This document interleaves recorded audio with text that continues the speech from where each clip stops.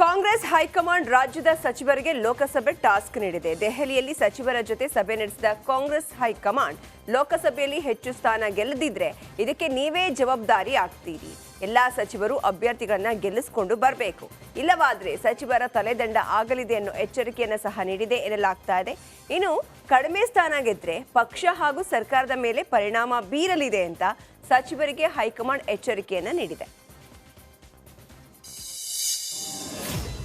ರಾಜ್ಯದ 8 ಕ್ಲಸ್ಟರ್ಗಳಲ್ಲಿ ಬರುವ 28 ಲೋಕಸಭಾ ಕ್ಷೇತ್ರಗಳ ಸಭೆಗಳು ಮುಕ್ತಾಯವಾಗಿದ್ದು, ಸಭೆ ಬಳಿಕ ಬಿಜೆಪಿ ರಾಜ್ಯಾಧ್ಯಕ್ಷ ಬಿವೈ ವಿಜಯೇಂದ್ರ ಪ್ರತಿಕ್ರಿಯೆಯನ್ನ ನೀಡಿದ್ರು. 8 ಕ್ಲಸ್ಟರ್ಗಳನ್ನೊಳಗೊಂಡ ನಾಯಕರ ಜೊತೆ ಸುದೀರ್ಘವಾಗಿ ಚರ್ಚೆಯನ್ನ ಮಾಡಿದ್ದೇವೆ. ನಮ್ಮ ನಾಯಕರು ಅನೇಕ ಸಲಹೆಗಳನ್ನ ಕೊಟ್ಟಿದ್ದಾರೆ. ಹಿರಿಯರ ಮಾರ್ಗದರ್ಶನದಲ್ಲಿ ಒಗ್ಗಟ್ಟಾಗಿ ಯಶಸ್ವಿಯಾಗಿ ಚುನಾವಣೆ ಎದುರಿಸುತ್ತೇವೆ. ಇನ್ನು ಸುವರ್ಣಾಕ್ಷರದಲ್ಲಿ ಬರೆಯುವ ಫಲಿತಾಂಶ ಮುಂದೆ ಆಗುತ್ತದೆ. ಇನ್ನು ಆದಷ್ಟು ಬೇಗ ವರಿಷ್ಠರನ್ನ ಭೇಟಿ ಮಾಡಿ ಅಭ್ಯರ್ಥಿ ತೀರ್ಮಾನವನ್ನ ಮಾಡುವಂತೆ ಮನವಿಯನ್ನ ಮಾಡುತ್ತೇನೆ ಅಂತ ವಿಜಯೇಂದ್ರ ತಿಳಿಸಿದ್ರು.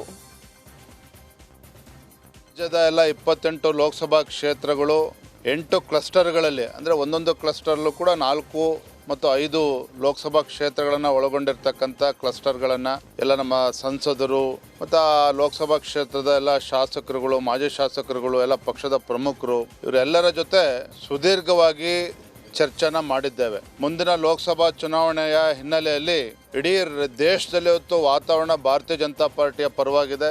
ರಾಜ್ಯದಲ್ಲೂ ಸಹ ಕಳೆದ ವಿಧಾನಸಭಾ ಚುನಾವಣೆಯಲ್ಲಿ ಭಾರತೀಯ ಜನತಾ ಪಾರ್ಟಿಗೆ ಹಿನ್ನಡೆ ಆಗಿದ್ರೂ ಸಹ ಪ್ರಸ್ತುತ ಸನ್ನಿವೇಶದಲ್ಲಿ ಸಾಕಷ್ಟು ಬದಲಾವಣೆಗಳು ಆಗಿದೆ. ಇಡೀ ದೇಶದಲ್ಲಿ ಇವತ್ತು ನರೇಂದ್ರ ಮೋದಿಜಿ ಪರವಾದಂಥ ಒಂದು ಅಭಿಪ್ರಾಯ ಮತ್ತು ಮೋದಿಜಿಯವರ ಜನಪ್ರಿಯತೆ, ಕೇಂದ್ರದಲ್ಲಿ ಮತ್ತೊಮ್ಮೆ ಭಾರತೀಯ ಜನತಾ ಪಾರ್ಟಿ ಸರ್ಕಾರ ಅಧಿಕಾರಕ್ಕೆ ಬರಬೇಕು, ಮೋದಿಜಿಯವರು ಪ್ರಧಾನಮಂತ್ರಿ ಆಗಬೇಕು ಅನ್ನೋ ಒಂದು ವಾತಾವರಣ ನಿರ್ಮಾಣ ಆಗಿದೆ. ಕರ್ನಾಟಕ ರಾಜ್ಯದಲ್ಲೂ ಕೂಡ ಅದಕ್ಕೆ ಪೂರಕವಾಗಿ ಇವತ್ತು ವಾತಾವರಣ ನಿರ್ಮಾಣ ಆಗಿದೆ. ಮತದಾರರು ಬಹಳ ಉತ್ಸಾಹದಲ್ಲಿದ್ದಾರೆ ಬಿಜೆಪಿಗೆ ಮತವನ್ನು ಕೊಡಬೇಕು ಅಂತೇಳಿ. ಮತದಾರರು ನರೇಂದ್ರ ಮೋದಿಜಿಯವರು ಮತ್ತೊಮ್ಮೆ ಪ್ರಧಾನಮಂತ್ರಿ ಆಗಬೇಕು ಅನ್ನೋ ಉತ್ಸಾಹದಲ್ಲಿದ್ದಾರೆ. ಭಾರತೀಯ ಜನತಾ ಪಾರ್ಟಿಯ ಕಾರ್ಯಕರ್ತರು ಸಹ ಸೋಲಿನ ಒಂದು ಹತಾಶೆಯಿಂದ ಹೊರಗೆ ಬಂದು ರಾಜ್ಯದಲ್ಲಿರ್ತಕ್ಕಂಥ ಕಾಂಗ್ರೆಸ್ ಸರ್ಕಾರದ ವಿರುದ್ಧ ಹೋರಾಟ, ಮತ್ತೊಂದು ಕಡೆ ಎಲ್ಲ ವಿಜಯನಗರ ಜಿಲ್ಲೆ ಹೊಸಪೇಟೆಯಲ್ಲಿ ಹೈಟೆಕ್ ವೇಶ್ಯವಾಟಿಕೆ ಜಾಲ ಬಯಲಾಗಿದೆ. ವಿಜಯನಗರ ಪೊಲೀಸರು ಮತ್ತು ಮೈಸೂರಿನ ಒಡನಾಡಿ ಸೇವಾ ಸಂಸ್ಥೆ ಜಂಟಿ ದಾಳಿ ನಡೆಸಿ ಈ ಜಾಲವನ್ನು ಪತ್ತೆ ಹಚ್ಚಿದ್ದಾರೆ. ರಾಣಿಪೇಟೆಯಲ್ಲಿರೋ ವೆಂಕಟೇಶ್ವರ ಲಾಡ್ಜ್ನ ಮೇಲೆ ದಾಳಿ ಮಾಡಿ 4 ಜನ ಸಂತ್ರಸ್ತೆಯರನ್ನ ರಕ್ಷಣೆ ಮಾಡಲಾಗಿದ್ದು 10 ಜನ ಪುರುಷರನ್ನ ಬಂಧಿಸಲಾಗಿದೆ. ಲಾಡ್ಜ್ನ ರಿಸೆಪ್ಷನ್ ಕೌಂಟರ್ನಲ್ಲಿ ಕಾಲಿಂಗ್ ಬೆಲ್ ಒತ್ತಿದ್ರೆ 4ನೇ ಮಹಡಿಯಲ್ಲಿ ಅಲರ್ಟ್ ಆಗಿ ಮೇಲ್ಭಾಗದಲ್ಲಿ ಓಡಿ ಹೋಗೋ ವ್ಯವಸ್ಥೆಯ ಜಾಲವನ್ನ ದಂಧೆಕೋರರು ಸೃಷ್ಟಿಸಿದ್ದು ಬೆಳಕಿಗೆ ಬಂದಿದೆ. ಹಾವೇರಿ ಜಿಲ್ಲೆ ಹಾನಗಲ್ನಲ್ಲಿ ನೈತಿಕ ಪೊಲೀಸ್ ಗಿರಿ ಪ್ರದರ್ಶಿಸಿದ ಪುಂಡರ ಮತ್ತೊಂದು ಕರಾಳ ಮುಖ ಬಹಿರಂಗವಾಗಿದೆ. ಲಾಡ್ಜ್ನಲ್ಲಿ ದಾಳಿ ನಡೆಸಿದ ಅದೇ ಪುಂಡರ ಗ್ಯಾಂಗ್ ಈ ಹಿಂದೆ ಮತ್ತೊಬ್ಬ ಯುವತಿಗೆ ಕಿರುಕುಳವನ್ನ ನೀಡಿದ್ರು ಎಂಬುದು ಈಗ ರಿಲೀಸ್ ಆಗಿರುವ ವಿಡಿಯೋದಲ್ಲಿ ಬಹಿರಂಗವಾಗಿದೆ. ಇನ್ನು ಮಹಿಳೆಯನ್ನ ಅರಣ್ಯಕ್ಕೆ ಕರೆದೊಯ್ದು ಅತ್ಯಾಚಾರವನ್ನ ಮಾಡಿದ್ರು ಅನ್ನೋ ಆರೋಪ ಕೇಳಿಬಂದಿದೆ. ಅರಣ್ಯ ಪ್ರದೇಶದಲ್ಲಿ ಕೆಲ ಯುವಕರಿಂದ ಅತ್ಯಾಚಾರ ನಡೆದಿದೆ ಎಂದು ಸ್ವತಃ ನೊಂದ ಮಹಿಳೆ ಆರೋಪಿಸಿದ್ದಾರೆ. ಇನ್ನು ನೈತಿಕ ಪೊಲೀಸ್ಗೆ ನಡೆಸಿದವರ ವಿರುದ್ಧ ಹಾನಗಲ್ ಪೊಲೀಸ್ ಠಾಣೆಯಲ್ಲಿ ಗ್ಯಾಂಗ್ ರೇಪ್ ಪ್ರಕರಣ ದಾಖಲಾಗಿದೆ. ಮ್ಯಾಜಿಸ್ಟ್ರೇಟ್ ಮುಂದೆ ಸಂತ್ರಸ್ತೆ ಹೇಳಿಕೆ ಆಧರಿಸಿ ಹಾನಗಲ್ ಪೊಲೀಸರು ತನಿಖೆಯನ್ನು ಮುಂದುವರೆಸಿದ್ದಾರೆ. ಈ ಬಗ್ಗೆ ಹಾವೇರಿ ಜಿಲ್ಲೆ ಹಾನಗಲ್ನಲ್ಲಿ ಎಸ್ಪಿ ಅಂಶು ಕುಮಾರ್ ಪ್ರತಿಕ್ರಿಯೆ ನೀಡಿದ್ದು, ಸಂತ್ರಸ್ತೆಯು ನ್ಯಾಯಾಧೀಶರ ಮುಂದೆ ಹೇಳಿಕೆ ನೀಡಿದ್ದಾಳೆ. ಸ್ಟೇಟ್ಮೆಂಟ್ನಲ್ಲಿ 7 ಜನರ ಮೇಲೆ ಆರೋಪ ಇದೆ. 3 ಜನ ಈಗಾಗಲೇ ಅರೆಸ್ಟ್ ಆಗಿದ್ದಾರೆ. ಒಬ್ಬರಿಗೆ ಹಾಸ್ಪಿಟಲ್ನಲ್ಲಿ ಚಿಕಿತ್ಸೆ ಪಡಿತಾ ಇದ್ದಾರೆ. ಪ್ರಕರಣ ಸಂಬಂಧ ಸೂಕ್ತ ತನಿಖೆ ನಡೆಸುತ್ತೇವೆ ಅಂತ ಹಾವೇರಿ ಎಸ್ಪಿ ತಿಳಿಸಿದ್ದಾರೆ.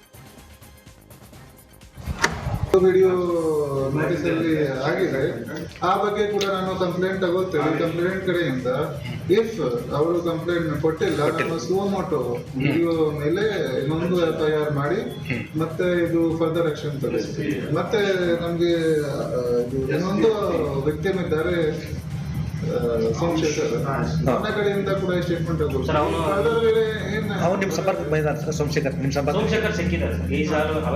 ಅವನ ಕೂಡ ಸ್ಟೇಟ್ಮೆಂಟ್ ತಗೊಳ್ತೇವೆ. ಅಲ್ಲಿ ನಿಮ್ಮ ಸಂಪರ್ಕಕ್ಕೆ ಸಿಕ್ಕ ಅಂತ ನೀವೇನು ಕರೆ ಮಾಡಿ ಸಿಕ್ಕಿದರು. ಅವನ ಸ್ಟೇಟ್ಮೆಂಟ್ ಪ್ರೊಸೀಜರ್ ಮಾಡ್ತೀವಿ.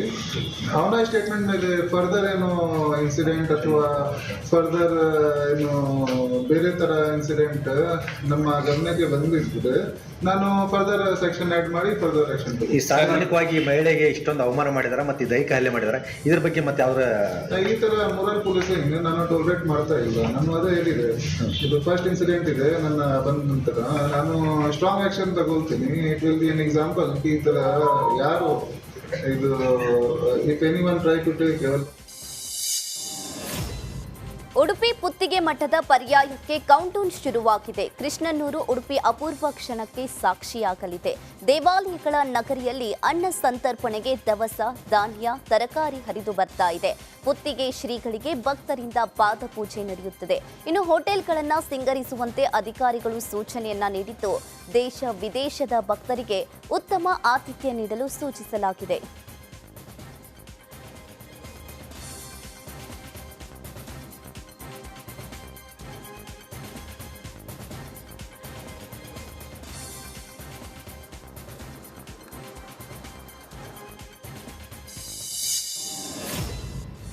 ಅಯೋಧ್ಯೆ ರಾಮ ಮಂದಿರ ಉದ್ಘಾಟನಾ ಕಾರ್ಯಕ್ರಮದ ಆಹ್ವಾನವನ್ನ ಕಾಂಗ್ರೆಸ್ ತಿರಸ್ಕರಿಸಿದೆ. ಇದೇ ವಿಚಾರಕ್ಕೆ ಹಾಸನದಲ್ಲಿ ಸಂಸದ ಪ್ರಜ್ವಲ್ ರೇವಣ್ಣ ಪ್ರತಿಕ್ರಿಯೆ ನೀಡಿದ್ದಾರೆ. ಎಲ್ಲ ಎಂಪಿಯವರಿಗೂ ಆಹ್ವಾನ ಕೊಟ್ಟಿದ್ದಾರೆ. ವಿಶೇಷವಾಗಿ ದೇವೇಗೌಡರಿಗೆ ಪ್ರಧಾನಿಯವರೇ ಖುದ್ದಾಗಿ ಆಹ್ವಾನಿಸಿದ್ದಾರೆ. ಈ ವಿಚಾರದಲ್ಲಿ ರಾಜಕೀಯ ಮಾಡೋದು ಅದರಷ್ಟು ಮೂರ್ಖತನ ಇನ್ನೊಂದಿಲ್ಲ ಅಂತ ಪ್ರಜ್ವಲ್ ರೇವಣ್ಣ ಕಾಂಗ್ರೆಸ್ಗೆ ತಿರುಗಿದ್ದಾರೆ. ಕೊಟ್ಟಿದ್ದಾರೆ. ಆಮೇಲೆ ನಮ್ಮ ವಿಶೇಷವಾಗಿ ದೇವೇಗೌಡರು ಸಾಹೇಬರಿಗೆ ಖುದ್ದಾಗಿ ಆಹ್ವಾನ ಮಾಡಿದ್ದಾರೆ. ಪ್ರಧಾನಮಂತ್ರಿಯವರು ಕೂಡ ಖುದ್ದಾಗಿ ಆಹ್ವಾನ ಮಾಡಿದ್ದಾರೆ. ಸೊ ಹಾಗಾಗಿ ರಾಮ ಮಂದಿರ ಟೆಂಪಲ್ ಅಂತ ಬಂದಾಗ it is a sentimental of crores of people of Indians. Bharat ದೇಶದ ಎಷ್ಟೋ ಜನದ ಒಂದು ಸೆಂಟಿಮೆಂಟಲ್ ಇಶ್ಯೂ ಅದು, ಅರ್ಥ ಆಯ್ತಲ್ಲ. ಸೊ ಹಾಗಾಗಿ ಅದರಲ್ಲಿ ನಾನು ರಾಜಕಾರಣ ಮಾಡ್ತೀನಿ ಅನ್ನೋದಾದರೆ ಅದು ನನ್ನ ಪ್ರಕಾರ ಅದರಷ್ಟು ಮೂರ್ಖತನ ಇನ್ನೊಂದು ತೋರಿಸಲ್ಲ. ಸೊ ಹಾಗಾಗಿ ಇವತ್ತು ರಾಮ ಮಂದಿರ ಆಗ್ತಾಯಿದೆ. ಇವತ್ತು ನಾವೆಲ್ಲರೂ ಕೂಡ ರಾಮ ಮಂದಿರಕ್ಕೆ ಆಹ್ವಾನ ಮಾಡಿದ್ದಾರೆ, ಪ್ರಧಾನಮಂತ್ರಿಯವರು ಆಹ್ವಾನ ಮಾಡಿದ್ದಾರೆ. ಖಂಡಿತವಾಗ್ಲೂ ನಾನು ಅವತ್ತಿನ ದಿವಸ ಹೋಗ್ತೀನಿ. ಅಲ್ಲ, ಕಾಂಗ್ರೆಸ್ ಅವ್ರ ನಿರ್ಣಯ ತೊಳೆದು ಅವ್ರವ್ರ ಪಕ್ಷದ ನಿರ್ಣಯಗಳು, ಇವತ್ತು ಅವ್ರ ನಿರ್ಣಯಗಳು ತಗೊಳ್ಳೋ ಅಂಥದ್ದು ಯಾವ ರೀತಿ ಇಂಪ್ಯಾಕ್ಟ್ ಆಗುತ್ತೆ ಅಂತ 2024 ನೋಡಬೇಕು. ಅದು ಅವ್ರವ್ರ opinion sir. I will not talk about that. But ಅದೇ ಡಿ ಕೆ ಶಿವಕುಮಾರ್ ಅವರು ಹೇಳಿದ್ದಾರೆ, ರಾಮ ಮಂದಿರ ಓಪನ್ ಮಾಡ್ಬೇಕಾದ್ರೆ ಅವರೇ ಹೇಳಿಕೆ ಕೊಟ್ಟಿದ್ದಾರೆ. ರಾಮ ಮಂದಿರ ಓಪನ್ ಮಾಡ್ಬೇಕಾದ್ರೆ ನಾವು ಕೂಡ ಅದಕ್ಕೆ ಸಪೋರ್ಟ್ ಮಾಡ್ತೀವಿ ಅಂತ ಅವರು ಹೇಳಿಕೆ ಕೊಟ್ಟಿದ್ದಾರೆ. ಕಾಂಟ್ರಡಿಕ್ಟರಿ ಆಗಲಿಲ್ವ ಅದು? ಸೊ ಇಟ್ ಇಸ್ ಒಂದು ಸ್ಟಿಫ್ ಮೈಂಡ್ ಇರಬೇಕು. ಈಗ ಸೆಂಟ್ರಲ್ ಕಾಂಗ್ರೆಸ್ಸೇ ಬೇರೆ ಏನೋ ಹೇಳ್ತಾ ಇದೆ, ಸ್ಟೇಟ್ ಕಾಂಗ್ರೆಸ್ಸೇ ಬೇರೆ ಏನೋ ಹೇಳ್ತಾ ಇದೆ ಅಂದರೆ that will send a wrong message. So both has to have ಒಂದು ಸೇಮ್ ಮಿಷನ್ ಅಲ್ವ, same I thought about it ಅಲ್ಲ. ಸೊ ನೋಡೋಣ, ಅವ್ರ opinion. It is their parties opinion and their parties agenda are their parties ಇದು. So ಹಾಗಾಗಿ ನಾನು ಅದ್ರ ಬಗ್ಗೆ ಡಿಸ್ಕಸ್ ಮಾಡೋಕೆ ಹೋದರೆ ಸರಿ. ಅಯೋಧ್ಯೆ ರಾಮ ಮಂದಿರಕ್ಕೆ ದೇವೇಗೌಡರು ಕುಮಾರಸ್ವಾಮಿಗೂ ಆಹ್ವಾನ ಬಂದಿದೆ. ನಾನು ಹೋಗೋ ಕಾಲ ಬಂದಾಗ ನೋಡೋಣ ಅಂತ ಮಾಜಿ ಸಚಿವ ಎಚ್ ಡಿ ರೇವಣ್ಣ ತಿಳಿಸಿದ್ರು. ಇನ್ನು ಆ ರಶ್ ಒಳಗೆ ನಾವು ಹೋಗೋಕೆ ಆಗಲ್ಲ, ನೋಡೋಣ ದೇವೇಗೌಡರು ಏನು ನಿರ್ಣಯವನ್ನ ಮಾಡ್ತಾರೆ ಅನ್ನೋದನ್ನ. ಈ ದೇಶಕ್ಕೆ ಮೋದಿ ಅಗತ್ಯ ಇದೆ. ಇಡೀ ಜನ ಮೋದಿ ರಾಷ್ಟ್ರಕ್ಕೆ ಈಗ ಅಗತ್ಯ ಅಂತಿದ್ದಾರೆ. ನಮ್ಮ ಪಕ್ಷದ ಪ್ರಾಮುಖ್ಯತೆಗಿಂತ ಈಗ ಮೋದಿ ದೇಶಕ್ಕೆ ಅಗತ್ಯ ಇದೆ ಅಂತ ಎಚ್ ಡಿ ರೇವಣ್ಣ ತಿಳಿಸಿದ್ರು. ಬಂದಿದೆ, ಕುಮಾರಸ್ವಾಮಿಯವರೇ ಬಂದಿದೆ. ಸರ್ ನೋಡಿ ಸರ್, ನಾನು ಹೋಗೋ ಕಾಲ ಬಂದು ಆ ರಶ್ ಒಳಗೆ ನಾವು ಹೋಗೋಕ್ಕಾಗಲ್ಲ, ನಮಗೂ ಸೆಕ್ಯೂರಿಟಿ ಇದೆಲ್ಲ ಇದೆ. ಅದರಿಂದ ನಾನು ಹೋಗೋಕ್ಕೆ ನೋಡ್ತೀನಿ, ದೇವೇಗೌಡರು ಏನು ನಿರ್ಣಯ ಮಾಡ್ತಾರೆ ಅದ್ರ ಮೇಲೆ ನಮ್ಗೆ ಇವತ್ತು ಮೋದಿಯವರು ಇಡೀ ನಮಗೆ ನಮ್ಮ ರಾಜಕೀಯದ ಭವಿಷ್ಯಕ್ಕಲ್ಲ, ಇಡೀ ರಾಷ್ಟ್ರದ ಚಿಂತನೆ ಇವತ್ತು ಮೋದಿಯವರು ಜನ ಇದು ಮಾಡ್ತಾಯಿದ್ದಾರೆ. ಈ ಸಂದರ್ಭದಲ್ಲಿ ಮೋದಿಯವರು ಈ ರಾಷ್ಟ್ರಕ್ಕೆ ಬೇಕು ಆ ಚಿಂತೆ ಇರೋದ್ರಿಂದ ನಮ್ಮ ಪಕ್ಷದ ಮುಖ್ಯಕ್ಕಿಂತ ಇವತ್ತು ರಾಷ್ಟ್ರ, ಇವತ್ತು ಈ ದೇಶ ಉಳಿಬೇಕು. ಅದಕ್ಕೆ ಬೆಂಗಳೂರು ತುಮಕೂರು ಹೆದ್ದಾರಿಯಲ್ಲಿ ಸರಣಿ ಅಪಘಾತ ಸಂಭವಿಸಿದ್ದು 5 ಕಾರು, 1 ಬಸ್, 1 ಕ್ಯಾಂಟರ್ ನಡುವೆ ಅಪಘಾತ ಸಂಭವಿಸಿದೆ. ನೆಲಮಂಗಲ ತಾಲೂಕಿನ ಎಡೆಹಳ್ಳಿ ಬಳಿ ಈ ಅಪಘಾತ ಸಂಭವಿಸಿದ್ದು ಅತಿಯಾದ ವೇಗ ಈ ಘಟನೆಗೆ ಕಾರಣ ಎನ್ನಲಾಗಿದೆ. ಇಬ್ಬರಿಗೆ ಸಣ್ಣ ಪುಟ್ಟ ಗಾಯಗಳಾಗಿದ್ದು ಅದೃಷ್ಟವಶಾತ್ ಯಾವುದೇ ಪ್ರಾಣಾಪಾಯವಾಗಿಲ್ಲ. ಇನ್ನು ಈ ಘಟನೆಯಿಂದ ಸುಮಾರು 2 ಕಿಲೋಮೀಟರ್ ಟ್ರಾಫಿಕ್ ಜಾಮ್ ಉಂಟಾಗಿತ್ತು. ಬಳಿಕ ದಾಬಸ್ಪೇಟೆ ಪೊಲೀಸರು ಸ್ಥಳಕ್ಕೆ ಭೇಟಿ ನೀಡಿ ಟ್ರಾಫಿಕ್ ಕ್ಲಿಯರ್ ಮಾಡಿ ಸುಗಮ ಸಂಚಾರಕ್ಕೆ ಅವಕಾಶವನ್ನ ಮಾಡಿಕೊಟ್ಟಿದ್ದಾರೆ.